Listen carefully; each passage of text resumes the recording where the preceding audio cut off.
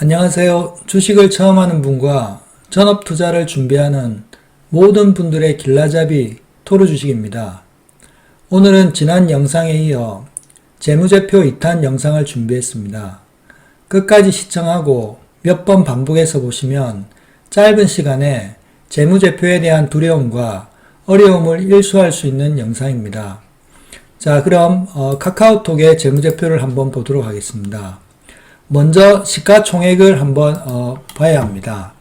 이 시가총액의 의미는 증권거래소에서 상장된 모든 상장 주식에 해당 종목의 종가를 곱해 이를 합산하여 산출합니다. 그렇기 때문에 종목별 시가총액을 기업가치라고 부르기도 합니다. 반대로 시가총액에 발행 주식을 나누면 해당 주가가 나오게 됩니다. 대부분 처음 주식을 투자를 시작할 때 한 주에 우리가 가격이 얼마냐, 그래서 한 주의 가격이 높고 낮음에 따라 가지고 매우 중요하게 생각할 겁니다. 하지만 한 주의 가격이 높게 되면 마치 회사의 가치가 높은 것처럼 보일 수 있는 착시 현상이 일어나기 때문입니다.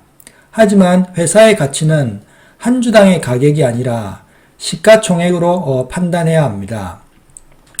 한 주당 가격이 높고 시가총액이 낮으면 주식수가 적은 것을 의미하며, 주식수가 적으면 주식의 유동성이 떨어져 거래가 원활하지 않기 때문에 현금화가 어려울 가능성이 있습니다. 아무리 고가 주식을 보유한다 해도 이를 현금으로 바꾸기 어려우면 자신의 진정한 자산이라고 보기는 힘듭니다. 그래서 투자 전에는 한 주당의 가격만큼이나 기업의 시가총액이 얼마냐도 매우 중요하고 확인해 봐야 될 부분입니다. 예를 들어 삼성전자의 주가가 현재 59억 주가 지금 발행되어 있습니다. 59억 주가 약 발행되어 있는데 현재 주가가 9만원에서 지금 8만원 중반 정도 왔다 갔다 하고 있습니다. 반면에 LG생활건강 주가가 170만원인 경우 삼성전자의 시가총액은 약 510조이고 LG생활의 건강의 시총은 약 24조로 삼성이 주가는 싸게 보이지만 시가총액이 훨씬 큽니다. 그래서 주가가 높은 기업이 반드시 주가가 낮은 기업보다 가치가 높다고 판단할 수 없습니다. 시가총액을 여러분들이 낮은 기업은 보통 미래에 더 큰 성장 기회를 투자자에게 제공하는 반면 시가총액이 높은 기업은 가격 변동성에서 위험을 줄일 수 있는 양호한 투자 수익률과 지속 가능한 성장률을 보여줄 수 있는 장점들이 있습니다. 다시 말해 시가총액이 중요한 이유는 시가총액은 투자자와 애널리스트가 기업 인수합병 시 지분 매입 비용을 심사하는 지표가 되고, 시가총액은 주식평가에 결정적인 요소들을 제공하고 또한 한 회사의 주식 가치에 대한 시장관을 보여줍니다. 그리고 대형, 중형, 소형 등 시가총액을 기준으로 해서 투자자는 전략으로 투자할 수 있는 기준이 됩니다. 다음은 매출액입니다. 매출액은 매년 증가하는지 감소하는지를 봐야 되고, 매출이 꾸준하게 증가하는 회사가 좋은 회사이며 앞으로 성장 가능성이 높다고 봅니다. 또한 시장에서 현재 성장산업 쪽 섹터에 포함되어 있다면 더욱더 성장 가능성이 크다고 봅니다. 카카오의 매출을 보면 2015년도에 9천억이던 게 2019년도에 3조까지 매출이 매년 증가하는 모습을 볼 수가 있습니다. 작년에 4조 1000억, 2021년도에 예측이 현재 5조 3천억, 2022년도에 6조 4천억 정도의 예상을 지금 현재 하고 있습니다. 이렇게 매출이 증가된다는 말은 그만큼 회사가 성장 가능성이 앞으로도 꾸준히 계속 이어갈 수 있다라고 여러분들이 해석을 하시면 되겠습니다. 일반적으로 매출이 꾸준히 증가하면 영업이익도 증가하는 게 확률이 높지만 매출은 줄어드는데 영업이익이 늘어난다면 구조조정을 통한 인력 감축이나 임금 삭감 등으로 이익이 늘어나는 것이므로 향후 성장 가능성이 줄고 주가 하락의 원인이 될 수 있습니다. 그래서 매출과 영업이익의 증가 추세를 같이 동시에 봐야 됩니다. 자, 다음은 영업이익입니다. 영업이익은 매출액에서 매출 원가, 이 매출액에서 매출 원가를, 즉 부품비 등과 판관비 등, 다시 말해 임대료, 임금, 광고, 선전비 등등을 제외한 이익입니다. 예를 든다면 삼성전자 TV를 200만원짜리를 판매하는 것은 요 매출에 해당되는 겁니다. 자, 여기서 들어가는 TV를 만들 때 들어가는 기타 부속품이라든지 기타 부품, 장비들이 150만원이 들어갔습니다. 그리고 거기서 근로자 임금이라든지 판공비 등등이 약 예를 들어서 30만원 정도가 들어갔습니다. 자, 그러면 이 테레비 한 대를 팔았을 때 영업이익이 얼마냐면은 20만원의 영업이익이 발생하게 되는 겁니다. 여기서 한 가지 짚고 갈 부분은 코스피 코스닥의 그 상패 기준에 매출액과 그 영업이익이 매우 중요합니다.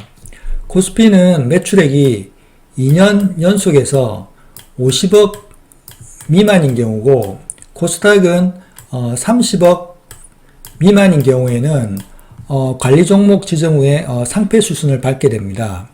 그 외에 상패 기준에는 감사 거절, 자본 잠식 등등이 있는데 세부적인 부분은 다음 영상에서 한 번 더 설명드리도록 하겠습니다.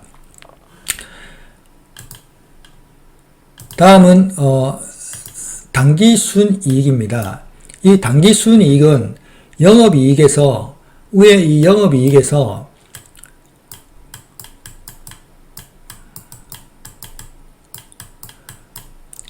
그 영업 외적인 수익과 비용 그리고 특별 손익, 특별한 손익을 제외한 순수한 이익을 우리가 당기순이익이라고 하는데, 그러면 영업 외적인 수익과 비용이 어떤 거냐면은 다시 말해 직접적인 영업과 관련되지 않은 부분에서 발생한 수익과 비용을 말합니다. 예를 든다면 이자 수익이라든지 아니면 손실금, 배당금, 아니면 임대료 수익, 아니면 주식으로 얻은 수익과 손실 등등을 말하는 겁니다. 그리고 특별 손익이라는 것은 영업 손실과 수익 중에서 특별하게 액수가 많다거나 어쩌다가 갑자기 발생한 것입니다. 예를 든다면 갑자기 홍수가 나서 공장에 물에 잠겨 손실이 생겼다라든지, 아니면 회사의 어떤 부동산을 매각으로 해서 돈이 들어왔다라든지 등등, 이런 부분을 제외한 순수하게 다시 말하면 장사만 해서 벌어들인 수익이라고 보시면 되겠습니다. 다음은 자산 총계입니다. 이는 총 부채, 쉽게 말하면 부채 총계와 자본 총계를 합한 거를 여러분들이 자산 총계라고 보시면 됩니다.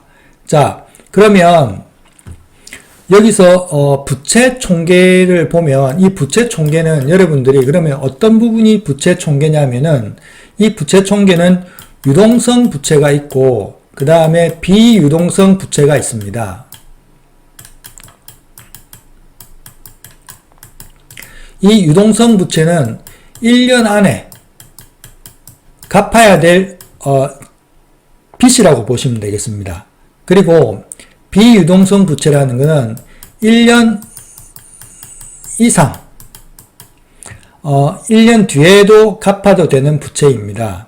그리고 여러분들이 부채 비율은 총 부채를 총 자본금으로 나눠서 100 이하이면 자본금보다 부채가 작아서 안전하다고 보고 이상이면 부채가 높다고 보는데 무조건 부채가 낮아 안전하고 높으면 안 좋다는 건 아닙니다. 부채율이 낮더라도 단기 수익이익이 높으면은 괜찮다고 여러분들이 봐주시면 되겠습니다. 다음엔 유보율입니다. 이 유보율은 회사에 얼만큼의 자금을 보유하고 있느냐입니다. 물론 많으면 좋겠지만 무조건 많다고 좋은 건 아닙니다. 개발 투자를 원활하게 하지 않고 투자처가 없어 자금이 쌓여 있는 것은 이 또한 좋은 것은 아닙니다. 하지만 결론은 이 부채 비율이 낮고 그 다음에 자금 유보율이 높은 기업이 안전하고 튼튼하다고 볼 수가 있습니다. 다음은 EPS 주당 순이익입니다. 주식 한 주가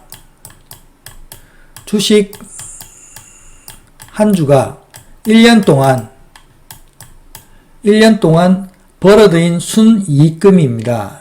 단기 순이익을 주식수로 나누면 계산이 되고 한 주당 이익을 얼마나 창출하는가를 가늠하는 객관적인 지표가 됩니다.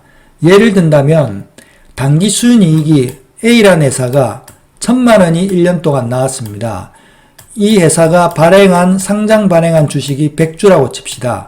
100주면 나누면은 이 회사는 10원이라는 한 주당 10원의 주당 순이익이 나오게 되는 겁니다. 1년간 기업이 주주가 가져갈 수 있는 몫을 보여주는 지표입니다. 높을수록 투자 가치가 높은 회사라고 보시면 되겠습니다. 자, 다음은 PER입니다. 여러분들이 가장 많이 들어보는 용어일 수도 있습니다. PER인데 이 PER이라는 것은 주가 수익 비율입니다. 회사의 수익성을 기준으로 이 회사의 주가가 고평가되어 있느냐 아니면은 저평가되어 있냐를 가늠하는 지표이며 현재 주가에 의해 위에서 설명한 주당 순이익을 나누면 됩니다. 현재 주가가 예를 들어 가지고 A라는 회사가 1000원입니다. 주식 가격이 1000원인데 한 주당 이 회사의 EPS 조금 전에 설명했죠. 한 주당 이 회사의 주당 순이익이 100원이라고 칩시다. 100원이면은 이 회사의 퍼는 열이 되는 거죠. 그러면 주당 순이익비 주가가 10배라는 겁니다. 주당 순이익이 만일에 200원이 나왔다. 200원이 나왔으면은 5배가 되겠죠. 다시 말해 순이익 EPS가 클수록 퍼는 낮아지게 됩니다. 이익에 비해 주가가 낮고 저평가되었다고 보고 향후 주가가 더 상승할 여력이 있다라고 여러분들이 해석을 하면 됩니다.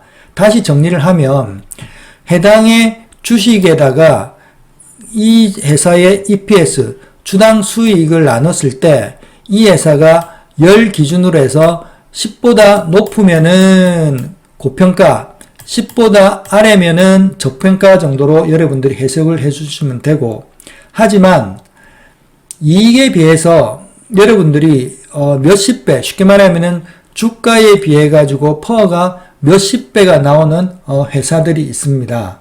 그런 회사들 같은 경우는 여러분들이 흔히 이야기하는 바이오, 제약, 제조업사 대비해 가지고 바이오, 제약인 경우에는 20, 30배가 허다하게 많이 있습니다.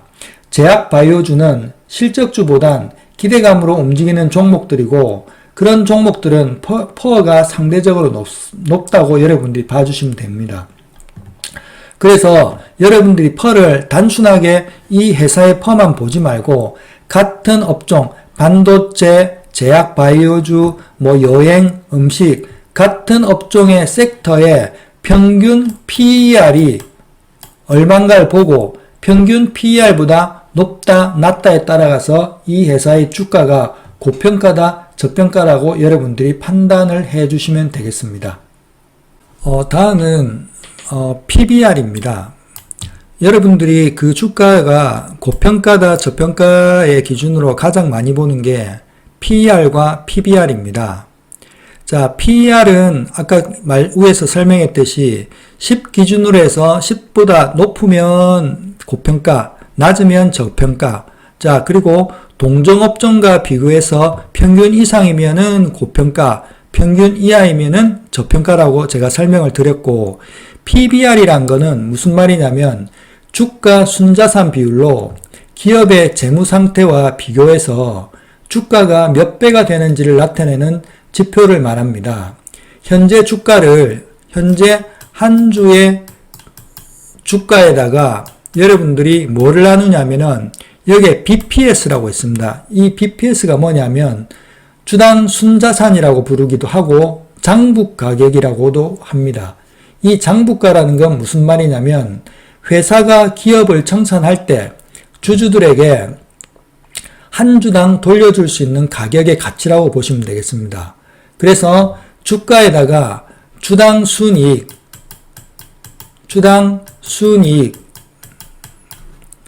BPS를 나눠서 1, 2 이상이면은 고평가, 1 이하면은 주식의 저평가라고 여러분들이 판단을 하시면 되겠습니다.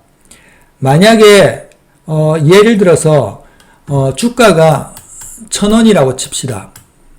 주가가 1,000원인데 흔히 장부가치라는 BPS가 여기 보시면은 BPS가 4만원대 이렇게 장부 가격이 있습니다. 한 주당. 이게 1,000원이라고 칩시다. 장부가 BPS가. 그러면 1이 나오겠죠. 그러면 만약에 장부 가치가 예를 들어서 500원이다. 500원이면은 PBR은 2가 되겠죠. 반대로 주가가 1,000원인데 장부 가치가 2,000원이다. 그러면 PBR은 0.5가 되겠죠. 1을 기준으로 해서 낮을수록 저평가고 높을수록 고평가라고 여러분들이 봐주시면 되겠습니다. 그래서 여러분들이 지금 이렇게 설명하니까 좀 복잡하고 머리 아플 수 있겠지만은 금방 제가 설명했듯이 일일이 계산을 안 하더라도 여러분들이 여기에 수치상으로 봐서 PBR이 1보다 높네, 갈수록 1보다 높네. 그러면 일단 시장 가치의 그 장부 가치보다는 좀 고평가다. PER이 상대적으로 굉장히 높다. 이거는 보니까는 10보다 더 상당히 높게 나온다.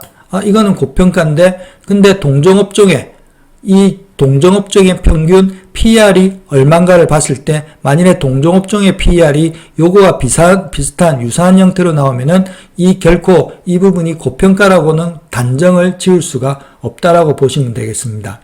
자, 마지막으로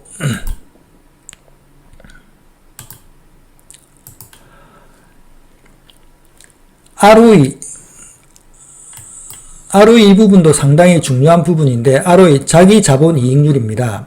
내가 투자한 돈으로 회사가 얼마만큼의 돈을 벌고 있는지를 나타내는 지표인데, 단기 순이익으로 자기 자본에 나누면 되지만 계산까지는 여러분들이 몰라도 3년 연속에서 ROE가 자기 자본금으로 1년간 얼만큼의 이익을 나타내는 표시라고 여러분들이 보시면 되겠습니다.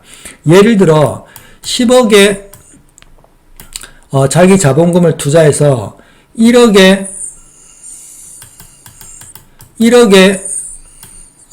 단기 순이익을 냈다면 이 회사는 1년 동안 10%의 ROE, 영업 자기 자본 이익을 냈다라고 보시면 되겠습니다. 결론은 장사를 잘했다고 보시면 되겠죠.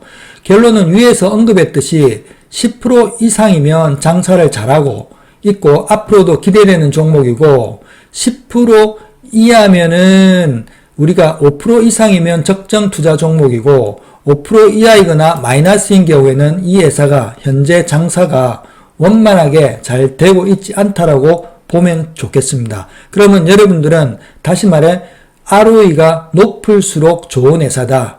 금방 설명했듯이 10% 이상이면 수익성이 좋은 기업, 5% 정도면은 적정 투자 종목, 그 이하 5% 미만이거나 1 미만이나 마이너스나 빨간불이면은 향후에 이 기업에 대해서 좀 더 재무제표를 꼼꼼히 보고 투자를 해야 될 것 같습니다. 예.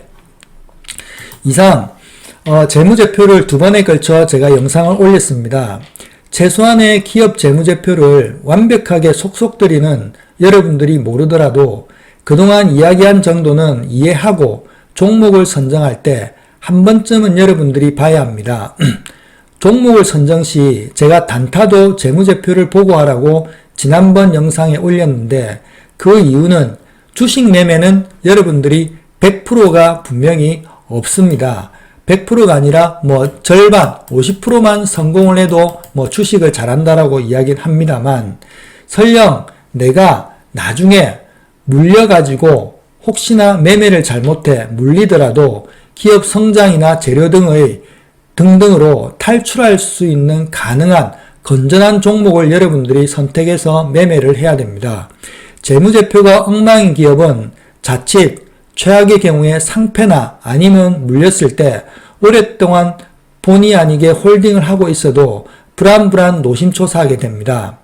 만약 여러분들이 이 영상을 한 번 시청하고 이해가 잘 안 된다면 끊어서 천천히 다시 몇 번 정도 가면 누구나 쉽게 이해하고 앞으로 주식 투자하는 동안 재무제표에 대한 거부감이나 어려운 부분은 여러분들이 없을 거라고 다음은 오늘 배웠던 내용을 그림으로 표현을 했습니다. 아마 그림을 본다면 여러분들이 오늘 배웠던 내용 등이 좀 더 쉽게 이해가 될 거라고 생각이 듭니다. 자, 마지막으로 주식이라는 밀림 정글 속에서 썩은 종목을 쫓아다니는 하이에나가 되겠습니까? 아니면 하이에나를 사냥할 수 있는 지혜로운 사냥꾼이 되겠습니까? 그건 여러분들이 선택하는 겁니다. 주식을 쉽게 해서 쉽게 수익을 내겠다는 그런 마인드를 만일에 가지고 주식을 한다라면은 오늘 이 시간부터 주식을 안 하는 게 정답이라고 생각합니다. 마약은 나 혼자만 망하는 겁니다. 하지만 주식은 자칫 잘못하면은 나뿐만 아니라 주변 지인과 우리 가정에 크다란 불행을 가져주는 게 주식입니다. 그만큼 어렵고 쉽지 않은 게 주식입니다. 반드시 여러분들은 이 토르TV를 통해서 처음부터 하나하나 배우면서 스스로가 종목 발굴부터 매매할 수 있는 정말 투자자다운 투자자가 될 수 있도록 바랍니다. 오늘 영상이 도움이 됐다면 구독과 좋아요 꼭 부탁드리겠습니다.